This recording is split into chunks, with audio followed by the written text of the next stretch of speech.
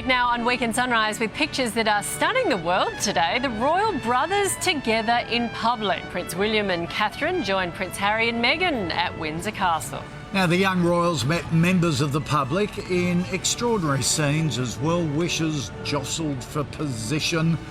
They're like rock stars, royal rock stars. Aren't they? That's leading every newspaper in the country this morning, that's for sure. Turning now to the moment for the history books. Charles proclaimed king at a ceremony in London. Cameras were allowed inside the centuries-old Accession Council, that's what it's called. It's a meeting for the very, very first time that cameras were allowed into. The announcement triggering celebrations across the UK.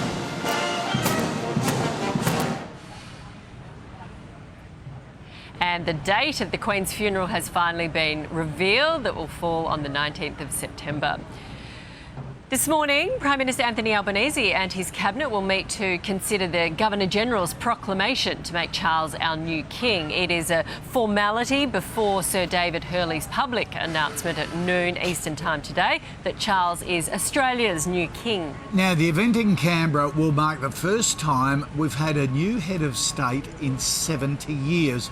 Sunrise foreign editor Dr Keith Suter joins us now. Keith, what's the point of the transfer of power?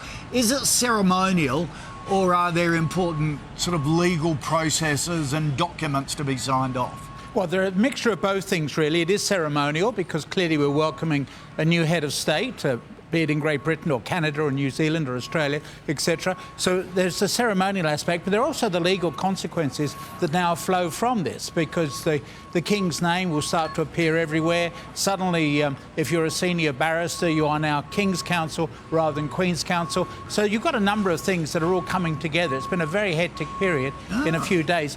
The advantage, of course, is the British have been preparing for this for some years, so things sort of flow together like clockwork with all the different arrangements that need to be made. So we're mourning the dead as we celebrate an accession. Is there a precedent for this in recent history? Oh, of course, because, well, not so much recent history. We've got to go all the way back 70-odd years. But don't forget, the monarch never dies, or the monarchy never dies. So as soon as one person dies, the next one takes over.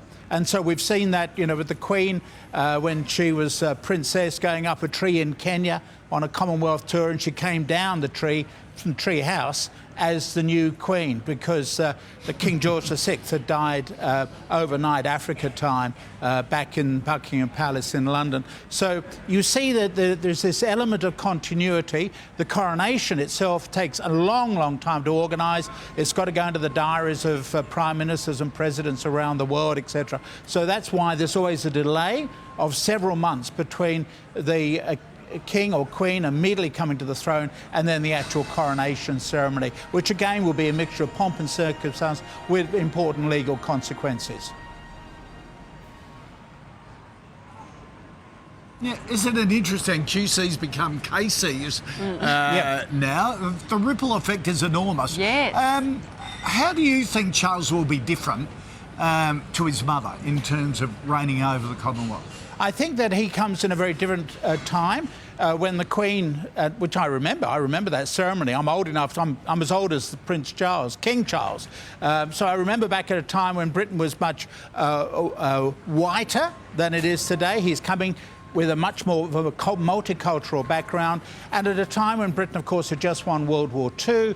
Now Britain is much more diminished on the international scene. So he's going to have to juggle with that. He still wants to make sure that Britain is respected internationally, and his role as head of state is to make sure that he plays that important role in representing all that is good, noble and true in Great Britain. That's the role of the head of state. And that's the advantage of the British system, by the way. You have a head of state who represents all that's good, noble and true, and you have a cheap, shoddy politician as Prime Minister, as head of government. So you do have these two separate roles, and I think it works very well to separate them out. The problem for the United States is that the two roles are combined, so they've got a president who represents all that's good, noble and true in the United States, and at the same time has got to behave like a politician. It's a much more difficult role to carry out. The British system of separating out the head of state from the head of government works a lot better, I think. Yeah, now Keith, when the new king's bottom hits the throne, he has a bit of a link with your family through the fabric. That's right, Reg of the throne. Bayfield. Tell us about that. Yeah, Reg Bayfield, my uncle, was an upholsterer, died at the age of 100. He did the upholstery for the throne used by King George VI, and then his daughter, the late Queen. So we did the upholstery on that. Well, he did. I didn't. I was much too young. And of course, what was interesting is that the fabric which was left over, we kept in the family for cleaning the shoes. It was a very good quality fabric. I should have kept it now and just sold it on eBay. Oh, Keith! Well, that's first of all, it's amazing, that link. And second of all, gee, I bet you're kicking yourself that you could have made Exactly. a bob out of that. Yeah.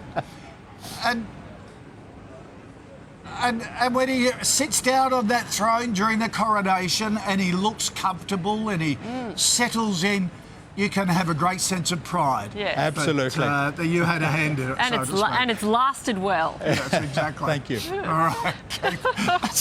I love stories like that. It's fabulous. It's amazing. Good on you.